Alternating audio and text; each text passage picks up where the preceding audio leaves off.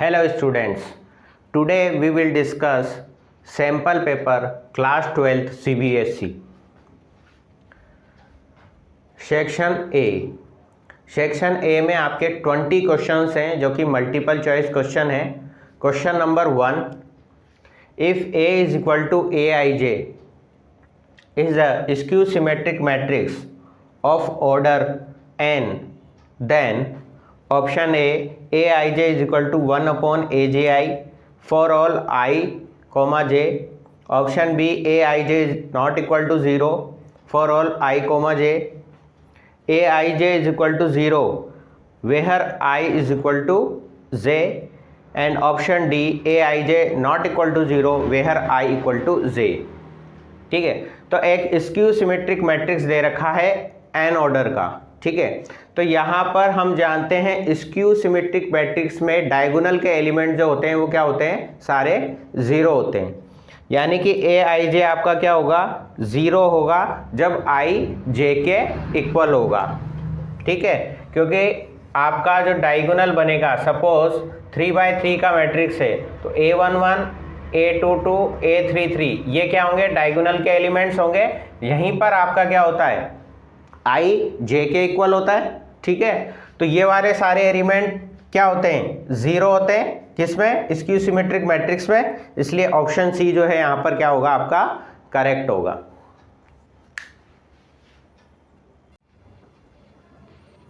Next question, question 2, if A is a square matrix of order 3, या order 3 का क्या मतलब है, 3x3 का एक स्क्वायर मैट्रिक्स है ए, और determinant of A dash is equal to -3।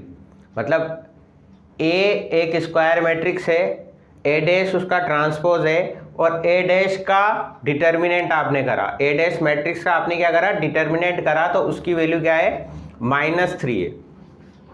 Then determinant of A dash आपको फाइंड आउट करना है। So determinant of A dash किसके इक्वल हो जाएगा, ये इक्वल होगा डिटर्मिनेंट ऑफ ए डैश। अब यहाँ पर देखिए, डिटर्मिनेंट ऑफ ए डैश की वैल्यू तो आपको क्या दे रखी है, -3 दे रखी है क्वेश्चन में। ठीक है, और डिटर्मिनेंट ऑफ ए की वैल्यू भी क्या होगी, -3 होगी। तो -3 इंटू -3 ये क्या हो गया आपके पास, 9 आंसर आ गया। तो ऑप्शन ए इज करेक्ट। ठीक है, क्योंकि एक मैट्रिक्स आपको दे रखा है 3x3 ऑर्डर का ए, और उसका ए डैश आप करोगे तो ए डैश का मतलब हो गया ट्रांसपोज, यानी कि सारे रो को सारी कॉलम में आपने कन्वर्ट कर दिया। ठीक है, तो एक जो डिटर्मिनेंट ऑफ ए होगा उसकी value determinant of A dash के इक्वल ही होगी। ठीक है ना, इसलिए हमने यहाँ पर पे क्या लिखा है, -3 ही लिखा है, क्योंकि हम एक प्रॉपर्टी जानते हैं डिटर्मिनेंट की, अगर सारे रो को सारे कॉलम्स में अगर हम कन्वर्ट कर देते हैं, ठीक है ना, सारी रोज को सारे कॉलम्स में कन्वर्ट कर देते हैं, तो डिटर्मिनेंट की वैल्यू क्या होती है, सेम होती है। तो यहाँ पर ट्रांसपोज वाली बात ही हो गई, इसलिए क्या हो गया, ए डैश का डिटर्मिनेंट -3 दे रखा है, तो डिटर्मिनेंट ऑफ ए भी क्या होगा, -3 ही होगा। इसलिए आंसर आपका क्या आ जाएगा, 9 आपका आंसर आ जाएगा। Next question, the area of triangle with the vertices a b c is given by, 4 option आपको दे रखे हैं, तो हम जानते हैं ये डायरेक्ट फॉर्मूला है। ऑप्शन बी आपका यहाँ पर करेक्ट होगा, half modulus of a b vector cross a c vector. ये क्या होती हैं, आपकी एडजेसेंट साइड्स होती हैं। ठीक है, उन दोनों का तो आप क्या कर दोगे, क्रॉस प्रोडक्ट करके मॉडुलस निकाल लोगे और उसको डिवाइड बाय 2 कर दोगे आप, तो आपका क्या आ जाएगा, एरिया ऑफ ट्राइंगल आ जाएगा। ठीक है, next question, question number 4, the value of K for which the function f(x) is equal to 1 - cos 4x upon 8x square if x not equal to 0 and k if x is equal to 0 is continuous at x is equal to 0। तो यहां पर आपको दे रखा है ये given function जो है continuous है at x is equal to 0 पर। तो हम क्या करेंगे, इस पॉइंट की वैल्यू f0 पर, x इक्वल टू 0 पर इस फंक्शन की वैल्यू, ठीक है ना, यानी कि f0 at x is equal to 0 पर, राइट, वो और लिमिट, ठीक है, लिमिट x टेंस टू 0 पर, तो x टेंस टू 0 पर लिमिट की x टेंस टू 0 तो आ ही जाएगा। अब यहाँ फंक्शन लिखोगे fx, तो आपका फंक्शन ये आ जाएगा यहाँ पर 1 minus cos 4x upon 8x square, ठीक है, क्योंकि ये हमको क्या दे रखा है, कंटिन्यूअस दे रखा है at x is equal to 0 पर, तो हमने क्या करा, at x is equal to 0 पर उस फंक्शन की x इज इक्वल टू 0 पर वैल्यू, ठीक है, और उस फंक्शन की x टेंस टू 0 पर लिमिट, ठीक है, वो दोनों आपकी क्या होंगी, इक्वल होंगी, क्योंकि ये कंटिन्यूअस आपको बोल रखा है, ठीक है। अब यहाँ पर x इज इक्वल टू 0 पर फंक्शन की वैल्यू k के इक्वल है, तो यहाँ तो आ गया k, ठीक है, और यहाँ पर आप देखो 0 जब आप पुट करते हो तो cos 0 हो गया यहाँ पर 1 माइनस 1 हो गया 0, और डिनोमिनेटर में भी x की जगह अगर 0 पुट कर रहे हो तो ये 0 अपॉन 0 फॉर्म बन रही है। कौन सी फॉर्म बन रही है, 0 अपॉन 0 फॉर्म बन रही है, ठीक है, इनडिटरमिनेट फॉर्म बन रही है। तो ठीक है, यहाँ पर अब हम क्या करेंगे, एल हॉस्पिटल रूल अप्लाई करेंगे, ठीक है, एल हॉस्पिटल रूल अप्लाई करेंगे। तो एल हॉस्पिटल रूल के अकॉर्डिंग क्या हो जाता है, न्यूमरेटर का हम डिफरेंशिएशन कर देंगे और डिनोमिनेटर का भी हम क्या कर देंगे, डिफरेंशिएशन कर देंगे। तो 1 क्या है, कांस्टेंट है, इसका डिफरेंशिएशन करेंगे 1 का तो क्या आ जाएगा, 0 आ जाएगा, ठीक है, और cos 4x का डिफरेंशिएशन आप करोगे तो cos 4x का डिफरेंशिएशन हो जाएगा माइनस साइन 4x, और 4x का वापस से करोगे तो 4 आ जाएगा, ठीक है, क्योंकि चेन रूल आप यहां पर अप्लाई करोगे, राइट। अब डिनोमिनेटर की बात करी आप, तो यहाँ पर 8x स्क्वायर है, तो 8 तो कांस्टेंट है, तो ये एज इट इज रहेगा, x स्क्वायर का हो जाएगा 2x, ठीक है। अब आप देखो 4 से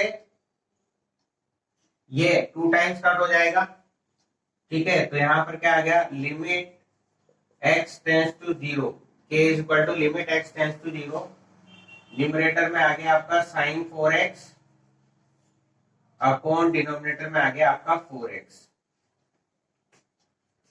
ठीक है। अब यहां पर आप देखो ये फॉर्मूला बन गया आपका limit x tends 0 sine x upon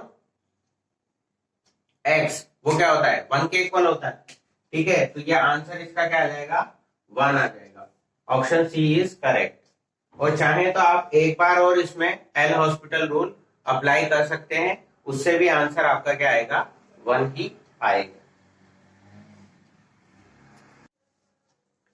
next question, question number 5, if f dash x is equal to x plus 1 by x then fx is, 4 option आपको दे रखे हैं, f dash x आपको दे रखा है और fx आपको फाइंड आउट करना है, यानी कि यहाँ पर आपको क्या करना है, इंटीग्रेशन करना है, ठीक है। तो इधर का जब आप इंटीग्रेशन करोगे तो यहां से तो आपको मिलेगा fx, ठीक है, क्योंकि f dash x का इंटीग्रेशन क्या होगा, x के रेस्पेक्ट में fx होगा। यहां का इंटीग्रेशन करोगे तो x का इंटीग्रेशन क्या होता है, x स्क्वायर बाय 2 होता है, और 1 अपॉन x का क्या होता है, log modulus of x plus c, यानी कि option B is correct. Next question, if m and n respectively are order and the degree of the differential equation, यानी कि n तो क्या है, ऑर्डर है गिवन डिफरेंशियल इक्वेशन का, और n जो है आपकी डिग्री है, ठीक है। डिफरेंशियल इक्वेशन आपको दे रखी है dy by dx dy by dx to the whole power 4 is equal to 0, then m plus n आपको बताना है। तो पहले ये गिवन डिफरेंशियल इक्वेशन है, इसका डेरिवेटिव हो रहा है, तो एक बार हम इसका डेरिवेटिव कर लें, तो ये क्या हो जाएगी, 4 dy by dx whole cube, ठीक है, इसका डेरिवेटिव कर लिया अपन ने, ठीक है, और इस dy by dx का अगेन डिफरेंशिएशन करेंगे तो d2y by dx स्क्वायर आ गया, ठीक है, इज इक्वल टू 0। तो इसको हम इस तरीके से भी लिख सकते हैं, गिवन डिफरेंशियल इक्वेशन को क्या करा हमने, इसका एक बार डेरिवेटिव निकाल दिया x के रेस्पेक्ट में, तो 4 पावर तो आगे आ जाती है, और divide by dx as it is आएगा और n-1 करोगे तो 4-1 3 हो जाएगा। फिर इस डिवाइड बाई dx का आप अगेन डेरिवेटिव करोगे तो क्या आएगा, चेन रूल से d2y बाई dx स्क्वायर आ जाएगा। ठीक है, अब हमको क्या करना है, ऑर्डर पता करना है, यानी कि n की वैल्यू पता करनी है। तो हाईएस्ट ऑर्डर डेरिवेटिव यहाँ पर क्या है, सेकेंड ऑर्डर डेरिवेटिव है, तो ऑर्डर तो हो गया आपका 2। ठीक है, अब हाईएस्ट ऑर्डर डेरिवेटिव की पावर कितनी है, 1 है, यानी कि डिग्री हो गई आपकी 1। ठीक है, तो m प्लस n आपसे पूछा है यहाँ, तो क्या आ गया 2 + 1 दैट इज इक्वल टू 3, यानी कि option C is correct. Next question, the solution set of the inequality 3x + 5y < 4 is. Option A, an open half plane not containing origin, an open half plane containing the origin, the whole xy plane not containing the line 3x plus 4y, 3x plus 5y is equal to 4, a closed half plane containing the origin। तो जब भी आपको ये inequality दे रखी है, सबसे पहले तो आप इक्वेशन लिख लो, 3x plus 5y is equal to 4। ठीक है, अब x की डिफरेंट डिफरेंट वैल्यू के लिए y की वैल्यू हमको फाइंड आउट करनी है। तो कोई भी दो वैल्यू लिख लो आप, कोई भी दो x की वैल्यू के लिए y की वैल्यूज निकाल लो। ठीक है, तो 2 पॉइंट आ जाएंगे और उसको हम ग्राफ पर बना देते हैं, क्योंकि 2 पॉइंट को जब हम ज्वाइन कर देंगे तो वो एक स्ट्रेट लाइन बन जाएगी। ठीक है, तो सपोज यहाँ पर अगर मैं x की जगह 3 रखता हूँ तो ये तो हो जाएगा 9। अब ये 9 इधर ले जाऊंगा तो 4 - 9 क्या हो जाएगा आपका, माइनस का 5, तो 5y इज इक्वल टू -5, जिससे आपको y का पता लग जाएगा, -1 पता लग जाएगा। यानी कि कुल मिलाकर के x की जगह मैं 3 लिख रहा हूं तो y मुझे क्या मिल जाएगा, -1 मिल जाएगा। इसी तरीके से x की जगह अगर मैं 8 यहाँ लिखता हूँ तो 8 3 जा 24, 24 इधर ले गया मैं तो माइनस का 24 हो जाएगा, 4 - 24 हो गया -20, -20 को 5 से डिवाइड कर दो आप तो ये आ जाएगा आपके पास -4। ठीक है, तो ये 2 पॉइंट आ गए मेरे पास, 3, -1 और 8, -4। ठीक है, 2 पॉइंट आ गए। अब ये दोनों पॉइंट आप जो है x एक्सिस और y एक्सिस, ये हो गई आपकी x एक्सिस, ये हो गई आपकी y एक्सिस। 1 2 3 4 5 6 7 और ये हो गया आपका 8। ठीक है, और ये हो गया -1 -2 -3 -4। ठीक है, y डैश हो गया, ये x डैश हो गया। तो फर्स्ट पॉइंट है 3 पे -1, तो 3 पे -1 ये वाला पॉइंट हो गया। ठीक है, सेकंड है 8 पे -4, तो 8 यहाँ पर है, -4 यहाँ पर है, सपोज करके ये पॉइंट ये हो गया। ठीक है, अब इस लाइन को जब आप ज्वाइन कर रहे हो तो इस तरीके से ये आपकी लाइन बन रही है। ठीक है, अब आपको चेक करना है ये क्या बन रहा है, एन ओपन हाफ प्लेन बन रहा है। अब कंटेनिंग द ओरिजिन आ रहा है या नॉट कंटेनिंग द ओरिजिन आ रहा है, ये चेक करने के लिए आप क्या करोगे, x और y की जगह यहाँ 0,0 पुट करके देखो, यानी x की जगह 0, y की जगह आप 0 पुट करोगे तो ये 0<4 आ जाएगा, यानी कि ये क्या ट्रू कंडीशन आ रही है। इसका मतलब इसका फिजिबल रीजन जो होगा नीचे की तरफ होगा, यानी कि ऑप्शन बी करेक्ट हो जाएगा, in open half plane containing the origin. ठीक है ना, ये अप्रोक्सीमेटली डायग्राम बना है। ठीक है ना, जब आप ग्राफ पे बनाओगे तो बिल्कुल एग्जैक्ट बनेगा, तो ये आपको अच्छे से दिख जाएगा कि ये ओरिजिन के ऊपर आ रही है ये वाली लाइन, राइट।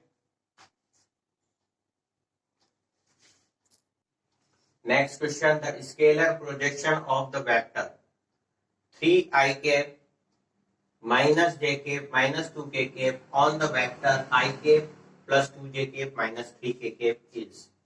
सपोज वो ए वेक्टर है, ये बी वेक्टर है।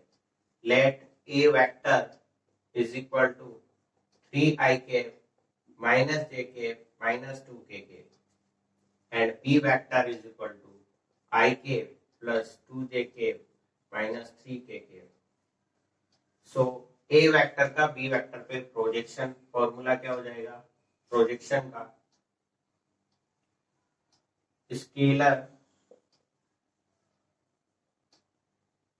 Projection of vector A on the vector B that is equal to a vector dot b vector upon modulus of b vector. So 3 I cap minus j cap minus 2 k cap इसका dot product कर देंगे I cap plus 2j cap minus 3k cap से upon इसका हम कर देंगे modulus, तो 1 का स्क्वायर प्लस 2 का स्क्वायर प्लस माइनस 3 का स्क्वायर का अंडर रूट, ठीक है, होल स्क्वायर रूट कर दिया। तो यहाँ पर आ गया आपका 3 न्यूमरेटर में -2 और प्लस का 6, ठीक है, अपॉन ये हो गया 9, 9 और 4 13, 13 और 1 14, यानी कि अंडर रूट ऑफ 14, और ये हो गया 9, 9 माइनस 2 7, 7 बाय अंडर रूट 14, यानी कि ऑप्शन ए इज करेक्ट। और डायरेक्ट आप देख ही सकते हो स्क्वायर रूट खाली इस पे ही है, तो ऑप्शन ए ही करेक्ट होगा, ठीक है। Next question, question number 9, the value of integration from 2 to 3 x upon x square plus 1 dx is, multiple choice question ही है। तो सबसे पहले यहाँ पर आपको इसको आप कंसीडर कर लीजिए, let I is equal to integration from 2 to 3 x upon x square plus 1 dx। X square plus 1 को आप t पुट कर दें अगर, ठीक है, एक्स स्क्वायर प्लस 1 को हमने क्या कर दिया, t पुट कर दिया इसकी जगह पर, यानी कि सब्सटीट्यूशन यूज में लिया, देन डिफ्रेंशिएशन करेंगे तो क्या आ जाएगा, 2x dx is equal to dt आ जाएगा। So x dx is equal to क्या आ जाएगा, 1/2 dt, राइट। सो यहाँ पर क्या आ जाएगा, इंटीग्रेशन x ds की जगह तो रख दो हाफ ऑफ dt, अब हाफ क्या है, कांस्टेंट है, तो इंटीग्रेशन के बाहर कर दिया, और एक्स स्क्वायर प्लस 1 की जगह हम क्या पुट कर रहे हैं, यहाँ पर t पुट कर रहे हैं, इसलिए हमने यहाँ पर t पुट कर दिया, ठीक है। अब यहाँ पर क्या था, x के रेस्पेक्ट में आप कर रहे थे इंटीग्रेशन, तो लिमिट भी जो थी वो x की थी, ठीक है। तो अब t के रेस्पेक्ट में कर रहे हैं, तो अब लिमिट भी आपकी t की होनी चाहिए। तो जब x की वैल्यू जब आपकी 2 रहेगी, when x is equal to 2, so 2 square plus 1 is equal to t, यानी कि t की वैल्यू क्या हो जाएगी, 5 हो जाएगी, ठीक है। तो लोअर लिमिट आपकी क्या आ गई, 5 आ गई।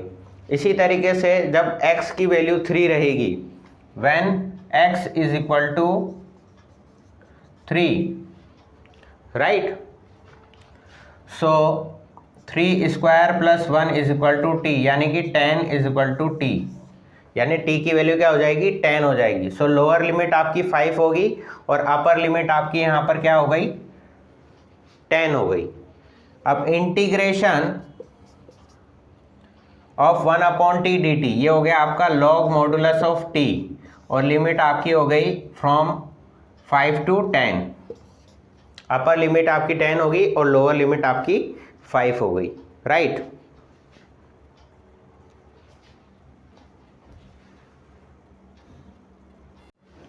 सो अब आप देखिए यहाँ पर क्या आ जाएगा, I is equal to half log modulus of 10 minus log modulus of 5, ठीक है। अब ये क्या बन रहा है formula,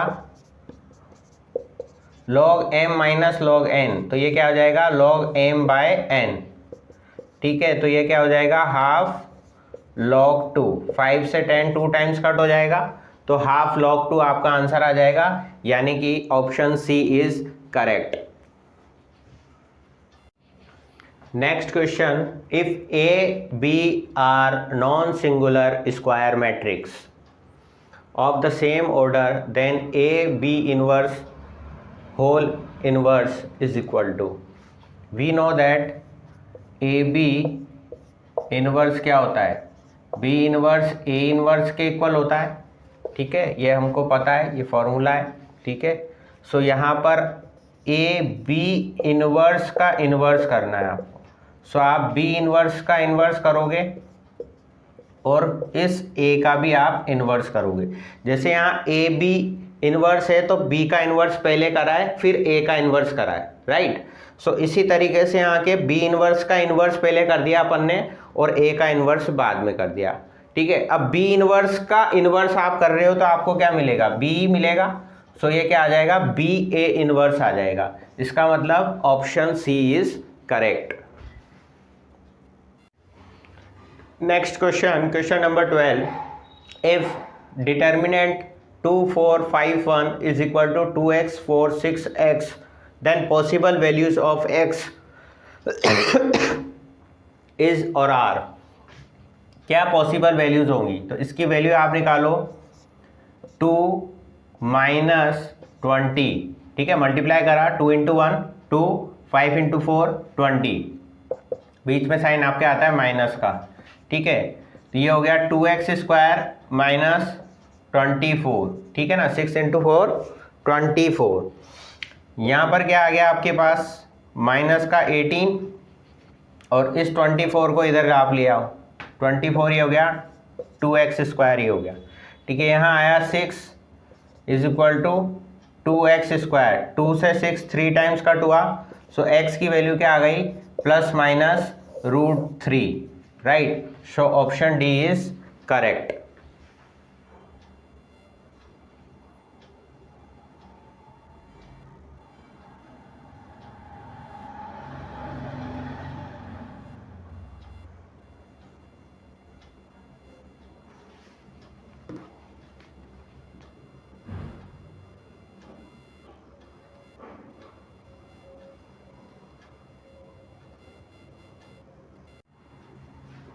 Next question, if A is a square matrix of order 3 and determinant of A is equal to 5, then determinant of adjoint of A आपको find out करना है। तो फॉर्मूला आपको क्या पता है, determinant of adjoint of A that is equal to determinant of A to the power n-1। n क्या है आपका, ऑर्डर हो गया। ऑर्डर यहाँ क्या दे रखा है, 3/3 का ऑर्डर दे रखा है। तो यहाँ पर क्या हो जाएगा, डिटर्मिनेंट ऑफ A की power 3-1, so determinant of A² हो गया, ठीक है। अब डिटर्मिनेंट ऑफ A आपको 5 दे रखा है, 5² क्या हो गया आपका 25। So option B is correct.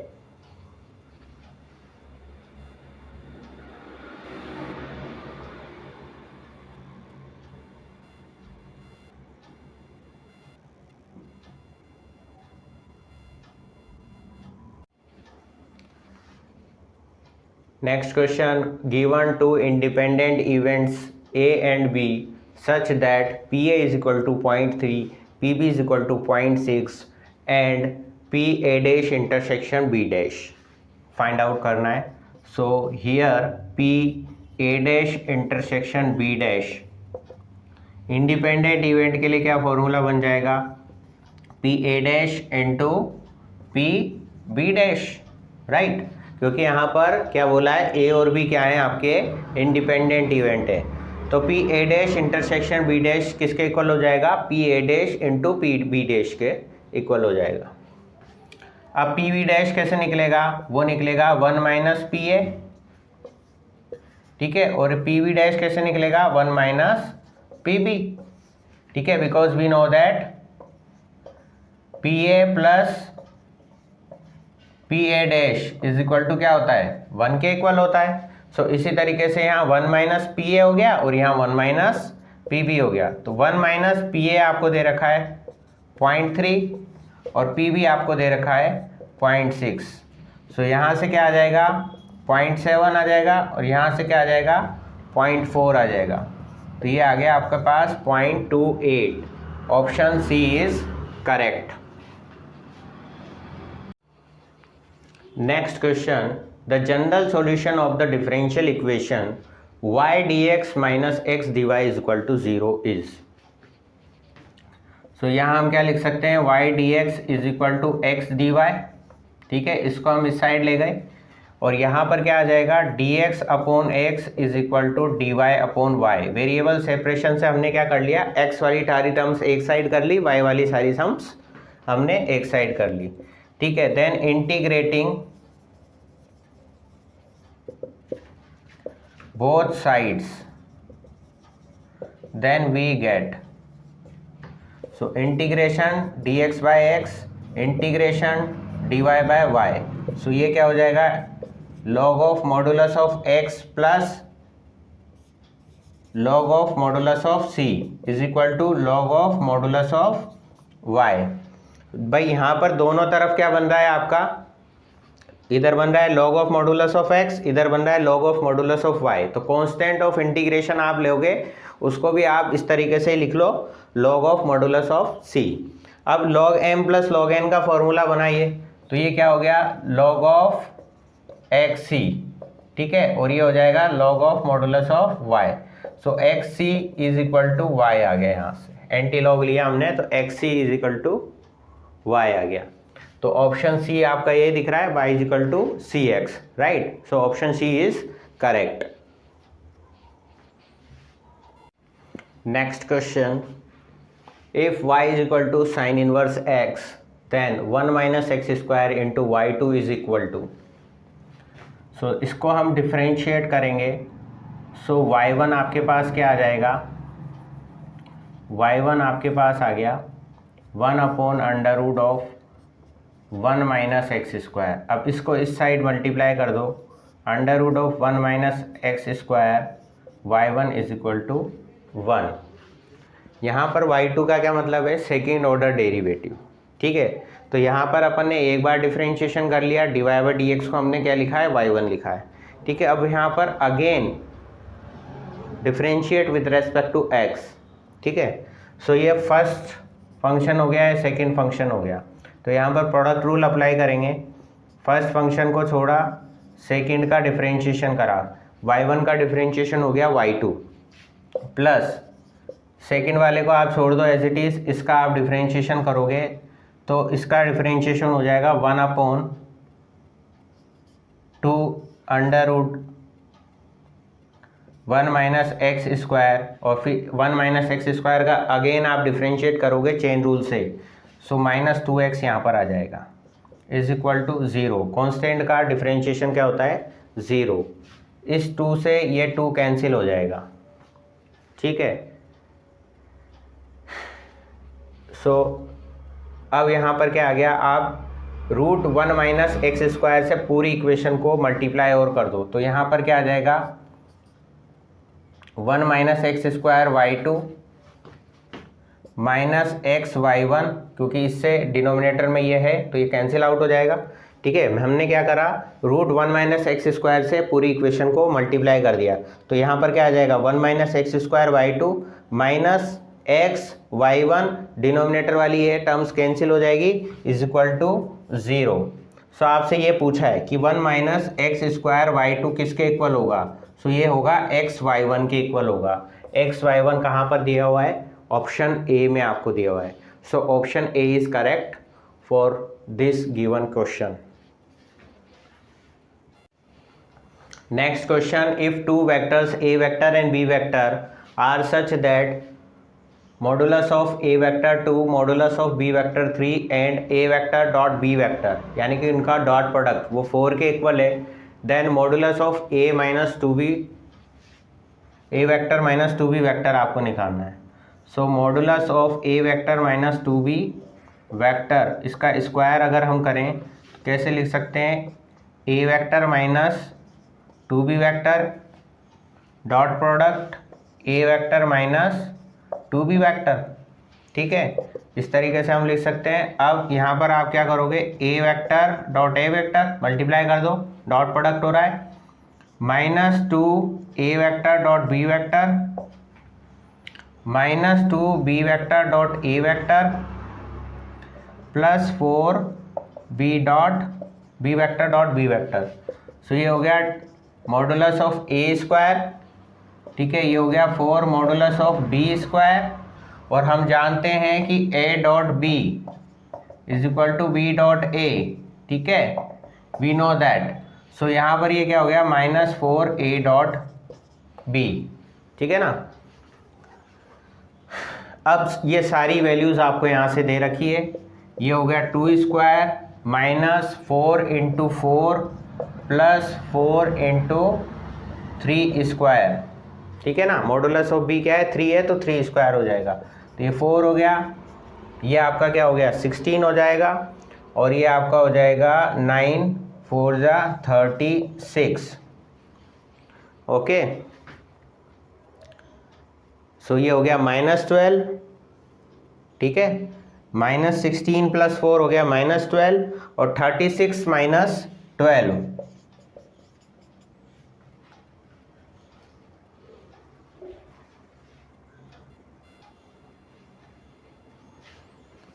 ये हो जाएगा आपका 24, ठीक है।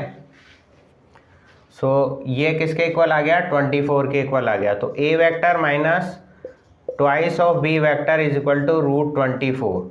अब √24 का मतलब क्या हो गया, इसको आप 6 इंटू 4 लिख सकते हो। अब 4 को हम बाहर कर देंगे तो 2√6 आ जाएगा, ठीक है ना, क्योंकि √4 क्या होता है, 2 के इक्वल होता है। तो ऑप्शन बी इज करेक्ट।